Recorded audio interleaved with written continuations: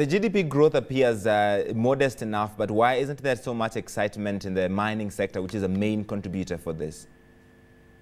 Yes, the GDP forecast has actually been forecast at 4%, like you had mentioned, which is down from 5.1% in 2011. The main reason for this forecast being downgraded is basically because of the fragile external environment, which just basically puts uncertainty on the global economy outlook and the mineral export demand. All right, but on the other hand, construction appearing to be on an upward trend. What are some of the developments or the drivers for that? Yes, last year non-mining GDP actually grew to 7.8%, up from 7.1% in 2010. This is expected to slow. This GDP was basically driven by government spending on large infrastructural projects like the Madowo and the Katong Dam. But as these projects come into completion, the construction industry or sector is expected to slow considerably. Power is an important element and input for the mining sector and indeed for any kind of industrial work, but you're facing some serious power shortages. What is the likely impact on that on manufacturing and service sectors? Power is very important, and that's one of the main driving forces behind establishing this Madowo project, which would make Botswana self-sufficient in terms of power.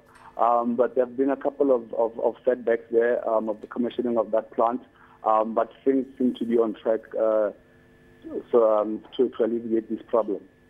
There's talk that the fiscal policy will remain contractionary, but to a lesser extent. I don't know what your thoughts on the whole fiscal policy area are. Yes, it's basically on a contractionary trajectory.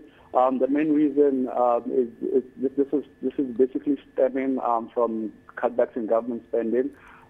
Probably, as you might be aware, that the government envelope is very high in terms of international standards. So it is on the government, and it is on the forefront that the government is actually cutting back on a lot of spending, and mostly development spending. Let's talk about diamond prices. They have held up so far, but the last major crisis in 2008 showed that things can change very suddenly. What is your outlook? Yes, basically the outlook of the diamond sector in particular is one of uncertainty, basically stemming from what's happening in the developed markets or the major consumers of these diamonds. So the future, the outlook of this remains relatively uncertain and cagey going forward. But this having said that, diamond prices since the first quarter of 2011 seems to have stabilized. After poor performance in the last quarter of 2011. Tell me about your expectations for this mining conference, considering the government trying to put in a drive to diversify mining revenues. Yes, government has been trying to diversify away from diamond revenue, mining revenue, but there are a couple of other projects which are not diamond related, which the government is actually trying to cultivate. There are a couple of companies which are listed on the foreign board here, which include the likes of Aviva, the likes of Discovery Metals, and so forth, which are prospecting, and some of them are going to mine, but not being diamond related. Let's finish off with Botswana. It has some dormant capacity. It is keeping its production unchanged for volumes for 2011. What is the significance of this, and if indeed that a lot more production comes on stream?